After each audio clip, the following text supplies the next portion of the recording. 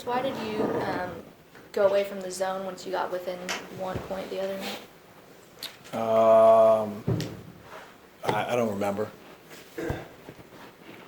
What kind of lessons can you take from a game like Wednesday, they're out on Saturday? That we have to be better. Did that come down to kind of the first war at the start of the game, or It didn't help. I mean, we obviously got off to a terrible start and never really recovered. We were playing catch-up the entire game. You suggested there may be, after the game, there may be some changes. What's your latest thinking on that? The same as it was when I said that there will probably be some changes. You don't want to say what you're considering? Or? No. Last time you played Clemson, you all looked like a pretty complete team. What was working for you that day? We did a good job on Sims, who's a very challenging matchup. You know, he's a guy that is more of a guard that plays the center position, so it draws Malik and Steve out on the floor. He's a great passer. He's shooting at a high level from three, so it draws your center out even more. And they run some really good actions. You know, they missed several three-point shots that I don't want to say were wide open, but behind handoffs and just actions that you know is a little bit tricky. They shot the ball better in the last 8-10 minutes of the game and started to narrow the gap. So we have to do a better job, you know, with handoffs and things of that nature that are sort of preempted by the five-man. Is practice any different on a day like this than it would have been earlier this week when you were, you know, riding the winning streak? No, the length is about the same. I think that the intensity is usually really high in all of our practices. I'm sure that the urgency, hopefully our players feel and our coaching staff feels, is maybe a little different. But you know, we practice to win, and we practice with the mindset of competing every single day. After the Wake Forest game, you expressed a lot of concerns about the energy at the beginning of games. Obviously, it was an issue again against Georgia Tech. What can you as a coach do to affect that other than lineup changes? I think that's one.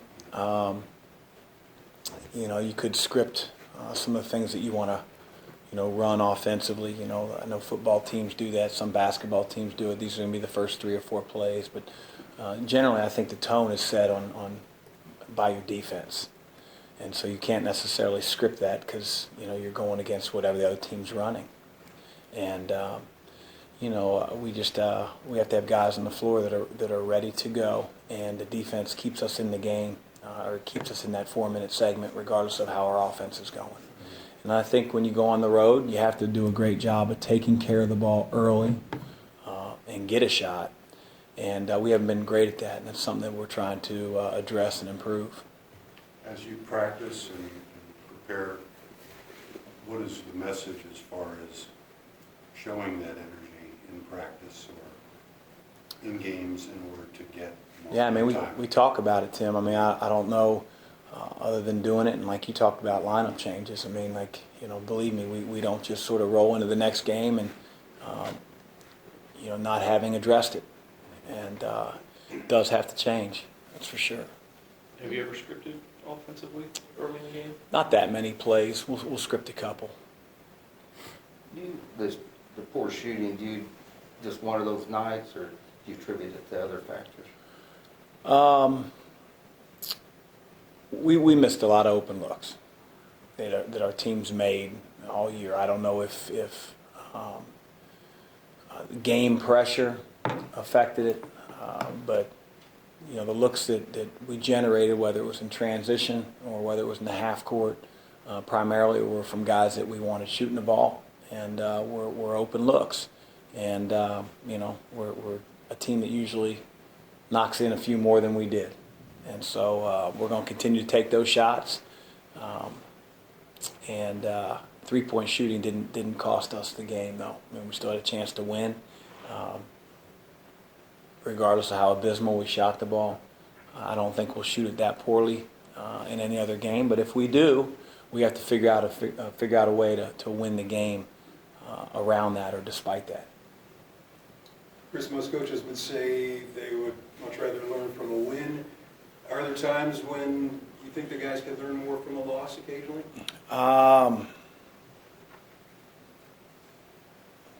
That's a funny question. I mean, when you're a competitor, you don't want to lose. So I'm sure you feel it a little bit more when you lose. And so, maybe that teaches us all. I don't know, but I've lost enough in my life that I know that I don't like to. What did you see out in the Laura and Enoch in that game that kept them from playing at their usual level? Jordan just, he didn't play well. I thought he was lethargic, was not in the stance defensively. I thought Steve, struggled ball screen defense a few times and finishing a few times. But, Malik has generally been such a great defender for us. And with Alvarado and DeVoe and what they do with ball screens, you want your best guy out there. And in that particular case, Malik is our best guy. And so, sometimes in certain situations, like we were going down the stretch to Steve against Virginia, he is by far our best guy at scoring the ball inside, which is what we, utilized him for. And at times we played both of those guys together against Georgia Tech. So, really depends on the situation. Steve got his fourth foul, and so you couldn't maybe play them together as long as you might have liked. But when they were on the floor together, how did you think that went? Defensively, we were good. Offensively, we still couldn't score, but we couldn't score with whoever we had on the floor for the most part of the game. So it does make it a little bit challenging. They can muddy the lane up a little bit more. Our size certainly presents some problems when we have those two together, but the spacing becomes a little bit of an issue as well. It's sort of, pick your poison a little bit, like how do you want to play? Are we going to be more defensive-minded or maybe a little less offensive-minded but a much better rebounding team? As much as you depend on Jordan, can you tolerate lethargy? No. I mean, that's why he didn't play as many minutes as he usually does in key stretches. Want to hold each of our guys to a really, really high standard. Jordan knows that. When you think about this whole season with Jordan, and before the year, did you all talk about things he needed to improve on this season, and do you feel like he has improved? He has improved greatly. He's improved so much from when we first coached him and from last year. The decisions that he made on offense last year were bad. I mean, he'd have games where he'd have multiple turnovers, that he would do ridiculous stuff, dribbling behind his back in ball screen situations, traveling on closeouts, and he forced a lot of shots last year. And I think he's become way more efficient offensively. He took 6 shots against Georgia Tech. 6.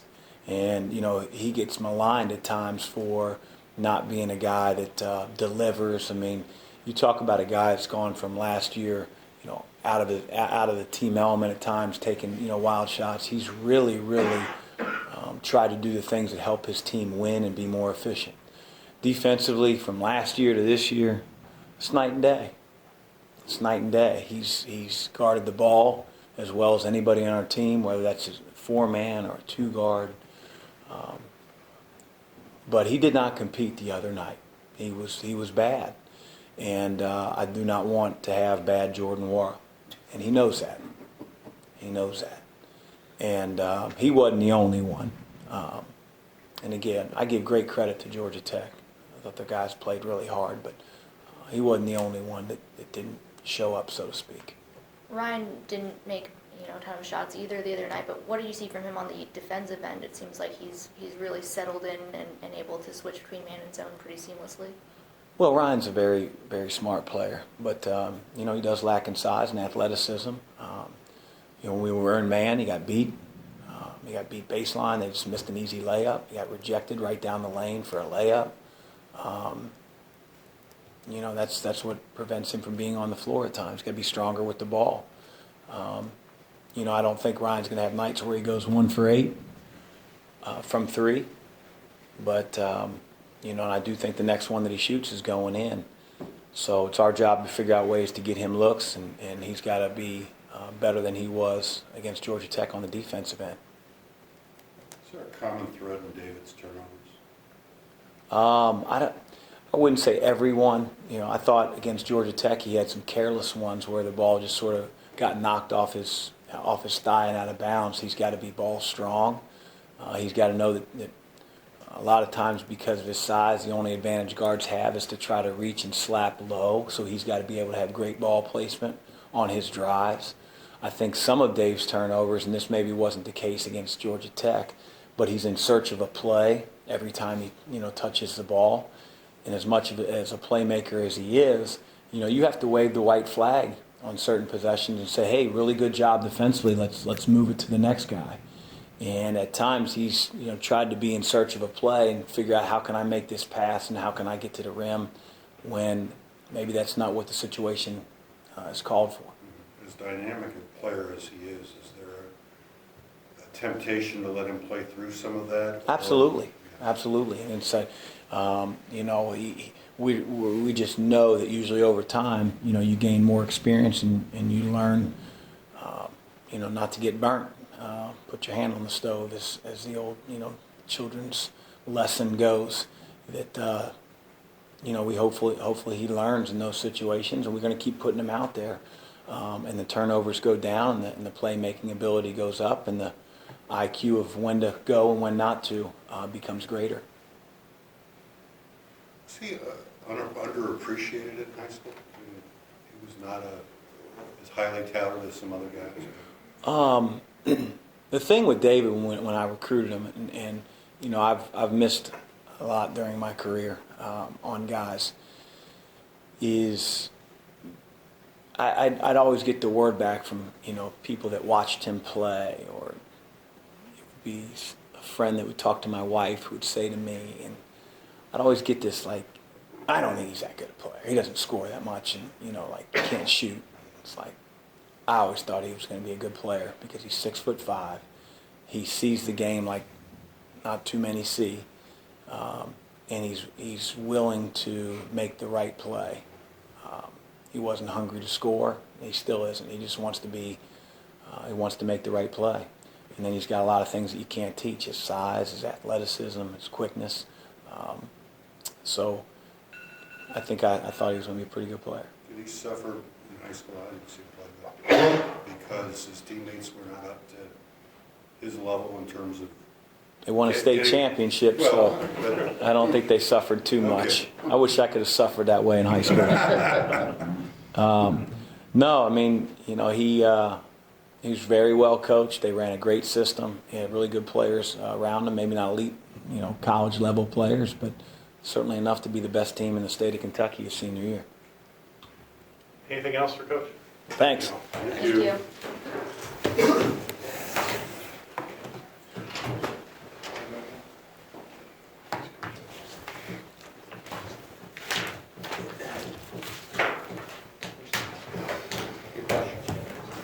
And that's Kenny's line.